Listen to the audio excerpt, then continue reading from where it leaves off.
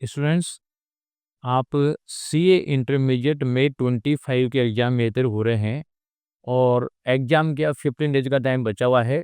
तो अब आप लोगों के मन में ये चीज़ आती होगी कि लास्ट 15 डेज़ का किस तरीके से यूज़ करें, जिससे कि हमें एग्ज़ाम में ज़्यादा से ज़्यादा बेनिफिट हो। और ये जो टाइम आपके लिए कीमती टाइम है, 1-1 मिनट काम का है। तो आगे के 15 डेज़ की स्ट्रैटेजी मैं बताता हूँ और उसमें क्या-क्या चीज़ें डिस्कस करूँगा कि आगे के 15 डेज़ की प्लानिंग कैसे करनी है। साथ में आपको क्या मैटर पढ़ना है, जो एक्जिस्टिंग मैटर पढ़ रखा है उसी को रिवाइज़ करें या कोई नया मैटर काम में लें। आरटीपी, एमटीपी सेट देखें या नहीं देखें और साथ में अब बहुत सारी रीडिंग क्लासेस, मैराथन वगैरह चलते हैं तो वो भी देखें, नहीं देखें। तो इस वीडियो को पूरा देखना आपके बहुत इम्पोर्टेंट जो बेनिफिट आपको मिलने वाला है और साथ में अपने दोस्तों को शेयर करना और कमेंट में ज़रूर डालना कि इसका क्या मतलब आपका कैसा लगा। तो सबसे पहले आपके पास तो जो 15 डेज़ का टाइम मिला हुआ है, उसमें 4 दिन तो आप पहले पेपर की प्रिपरेशन के लिए छोड़ दो। यानी आप छोड़ दो एडवांस अकाउंटिंग के लिए 4 दिन का टाइम। 11 डेज़ बच गए और रिमेनिंग 5 सब्जेक्ट बच गए। तो 5 सब्जेक्ट के 1 दिन का एवरेज 2 डेज़ मान के चलें, तो इसका मतलब है कि 10 डेज़ ये हो जाएँगे। तो 10 + 14 14 डेज़ हो गए, 1 दिन आपके पास बच गया। उस एक ही दिन का यूज़ आप बाकी कोई भी आपको लगता है कि मेरा ये सब्जेक्ट वीक है, तो अपने वीक सब्जेक्ट को या मान लीजिए सारे सब्जेक्ट अच्छे हैं, कोई 1-1 2-2 चैप्टर जो आप सब्जेक्ट का वीक है, तो उन वीक वाले पोर्शन को कंप्लीट करने में लगा दो और उसके बाद में 2-2 दिन में एक-एक सब्जेक्ट को रिवाइज़ करो। एडवांस के अलावा रिमेनिंग सब्जेक्ट उठाओ, 2-2 दिन में रिवाइज़ करो और उसमें शुरू में आप प्रैक्टिकल सब्जेक्ट को पढ़ो और अकाउंट से जस्ट पहले आप जो थ्योरेटिकल सब्जेक्ट है, लॉ और ऑडिट उसको लो। क्योंकि थ्योरेटिकल सब्जेक्ट है, वो लेटेस्ट पढ़ा हुआ हो तो थोड़ा ज़्यादा याद आता है।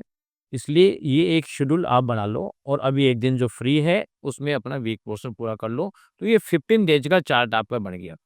फर्स्ट पेपर के लिए 4 डेज़ का टाइम छोड़ना इसलिए ज़रूरी है, क्योंकि फर्स्ट पेपर आपका बेस्ट पेपर होता है और इस दिन कॉन्फिडेंस मेंटेन होना ज़रूरी होता है, इसलिए इसकी प्रिपरेशन फुल होनी चाहिए।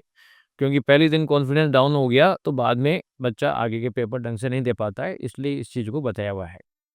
अब दूसरा इश्यू आता है कि आपने जो सिलेबस पढ़ रखा है अभी, हो सकता है कि 100% सिलेबस आप पूरा कर नहीं पाए हो, रिवीजन नहीं कर पाए हो, तो आपके पास इश्यू आता है कि हमने जो पहले पोर्शन जिसको पढ़ लिया था, उसी पोर्शन को रिवाइज़ करें या जिस पोर्शन का रिवीजन नहीं हो पाया, उसको रिवाइज़ करें। तो देखो ये जो टाइम बचा हुआ है, ये आप लोगों के पास नया मैटर पढ़ने के लिए बिल्कुल भी टाइम नहीं है। ये टाइम है कि आपने जो ऑलरेडी पढ़ रखा था, उसको किस तरीके से रिवाइज़ करें जिससे कि एग्ज़ाम में 1.5 डेज़ का टाइम मिलेगा, उसमें रिवाइज़ करने की पोज़ीशन में आ जाएँ। तो आपने जो चैप्टर छोड़ रखे हैं, वो छोड़ दो, उनको करने से कोई बेनिफिट नहीं होने वाला है। बेसिकली जितने चैप्टर आप लोगों ने ढंग से करे हुए हैं, अब बाकी बचे हुए टाइम में उसी इन चैप्टर्स को रिवाइज़ करो। जैसे मान लीजिए कि सब्जेक्ट में 13 चैप्टर है और आपके 11 चैप्टर कर रखे हैं, 2 चैप्टर छूटे हुए हैं, तो बेटर है कि जो 11 चैप्टर आपने कर रखे हैं, उसी को स्ट्रॉन्ग करो। तो जब वो स्ट्रॉन्ग हो जाएगा, तो फिर आप लोगों का पेपर ऑटोमेटिक सही हो जाएगा। अदरवाइज़ नए चैप्टर करने की कोशिश करोगे, तो न तो पहले वाला स्ट्रॉन्ग होना और न बाद वाला स्ट्रॉन्ग होना, दोनों ही वीक रह जाएगा, तो उससे नुकसान ज़्यादा होता है। इसलिए आप एक्जिस्टिंग में जो चीज़ पढ़ रखी है, उसी को रिवाइज़ करना है, नया मैटर पढ़ने की ज़रूरत नहीं है। रही बात आरटीपी, एमटीपी और स्टडी की, अब आपको लगता है यार आरटीबी, एमटीबी से स्टडी पढ़े कि नहीं पढ़े? तो देखो पहला तो बेसिक है स्टडी मटेरियल।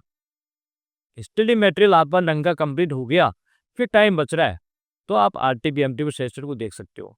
और अगर मान लीजिए अपने को तो पता चलता है कि यार जो चीज़ें पढ़ रखी थी वो रिवाइज़ नहीं हो पा रहा, तो फिर आरटीबी, एमटीबी सेस्टर देखने से कोई बेनिफिट नहीं मिलेगा, क्योंकि आपका जो कोर सिलेबस है, मॉड्यूल वाला सिलेबस है, उसको करने से ज़्यादा बेनिफिट मिलेगा कंपेयर टू आरटीबी, एमटीबी सेस्टर। आरटीबी, एमटीबी सेस्टर उन्हीं के काम का है, जिनका ऐसे मॉड्यूल का रिवीजन परफेक्ट हो गया है, सारे चैप्टर हो गए, कोई चैप्टर बचे नहीं। अथवा मान लीजिए किसी बच्चे के 13 चैप्टर में सिर्फ 12 हो गए, 1 बचा हुआ है, तो बेटर है कि वो आरटीबी, एमटीबी से स्टेट के बजाय उस एक चैप्टर को कंप्लीट कर ले तो फ़ायदा ज़्यादा होगा कंपेयर टू आरटीबी, एमटीबी से स्टेट। तो ये चीज़ें आपको ध्यान रखना है। साथ में अब जो ये लास्ट मोमेंट है, तो बहुत सारे लोग आपके मैराथन लगाएँगे, बहुत सारे रिवीजन क्लासेस लगाएँगे, इम्पोर्टेंट क्वेश्चन लेंगे और सब आप लोगों को कन्फ्यूज़ करने में लगेंगे। लेकिन इनको कुछ भी देखने की ज़रूरत नहीं है, सब अपनी-अपनी मार्केटिंग कर रहे हैं।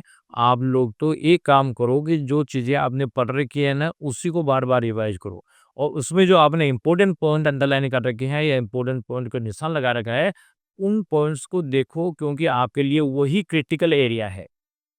क्योंकि कोई भी मैराथन रिवीजन क्लास होगी, तो सब चीज़ें ऊपर-ऊपर की होगी, इन डेप्थ कुछ नहीं होगी क्योंकि एक दिन में कोई इन डेप्थ तो हो नहीं सकता और ऊपर-ऊपर की चीज़ें तो सभी को पता होता है, तो उससे कोई बेनिफिट मिलता नहीं है।